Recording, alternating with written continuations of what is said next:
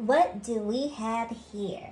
Now, if you've been watching my videos, you know that I opened a restaurant in a ghost kitchen. And one of the things that I wish someone would have told me when I was preparing to open up was to make sure that you have good images, quality images, high quality images of the food you prepare to sell. Because if you get to the point that you're ready to open, but you've negated the fact that you need images, it's going to delay your opening. So, I did some research. And photographers wanted so much money, you guys, upwards of $500 to do the pictures for my restaurant. Now, can I live with $500? Absolutely. But this light box from Amazon, and I will link it below if you guys are interested. Comment and let me know if you want me to link it. Otherwise, I won't waste your time or mine. But this light box, we're going to see whether or not we can create images of our own independent of a photographer. I know some of you are probably face palming yourself right now as you hear me say this, like, girl, just get a professional photographer. And I will, okay?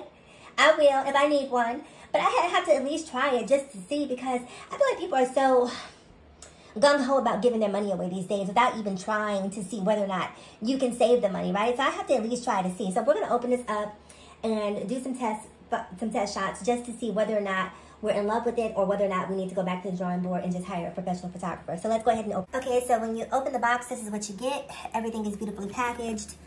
All right, so this is going to be your protective case. I'm going to go around and get a different angle of it. So this is a carrying case. So if you're on the move, and even if you're an actual photographer and not just, you know, a cheapskate like myself trying to cut corners, this might be a really good resource for an aspiring food photographer to have. So now that we have it out the box, let's go ahead and open this and take a look and see what we have. Okay, so we have it out of the protective sleeve. Looks like we have some different backgrounds here that we can use.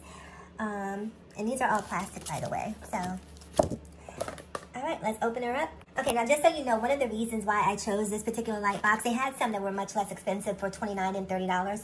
But this one came with its own light source, and that's why you see this adapter right here.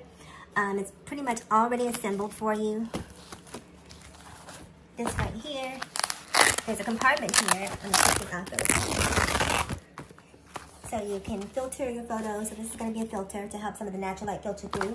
And this right here is like a top cap so that you can take above overhead shots of whatever you are photographing. So that's that. All right, so let's assemble it and I'll be right back. Now, if you're wondering about assembly, if you can see here, there's Velcro here. And this is the Velcro adhesive. This is what it adheres to. And that's going to be all around the perimeter of the box. And so you're just simply just going to bring each corner into the box, or each side in, and then it will sort of self-adhere to the sides of the box. So let me go ahead and get that done. Okay, guys, so here it is fully assembled. This is the front of the unit. So you can actually remove this front tab, like so, and aim your camera in there. You can also, as I mentioned before, you can lift it up and shoot through there. There's a diffuser in there right now, so that's why you can't see through into the actual unit. If I pull this diffuser out, you'll be able to see into the cabin of the photo box itself. The side panels were pretty easy. I didn't quite understand it at first, but as you can see here, there are two tabs, and you just pull the tabs and tuck them underneath one another, so they will adhere just by tucking one end underneath the other, if you can see that. And so that is what it looks like. So far, so good. I mean, I really like it. Looks really, really good. If you can actually take the whole front panel off too if you don't want that there, and just shoot directly in there. We're going to install one of these backgrounds. I'm going to do the white one.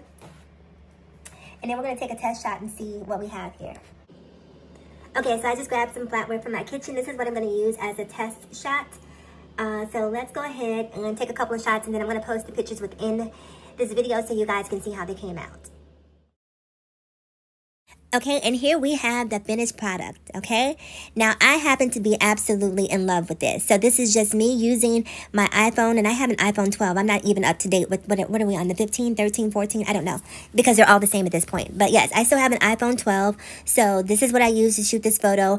And as you can see, at least from my viewpoint, it looks pretty professional. I know that there are some things that I can work out in terms of centering the photo, but we're just talking about the image quality itself. I think that it looks really, really great and super, super professional. Obviously, if I'm shooting food, I wouldn't shoot food on a plate that has, you know, this busy of a pattern. I'm actually going to shoot the food on an all-white plate. But we just wanted to see whether or not this light box would give us the desired effect that we wanted. And I'm happy to say that I am extremely pleased with the quality of these images. So you guys let me know whether or not, you know, you think that this is actually doable.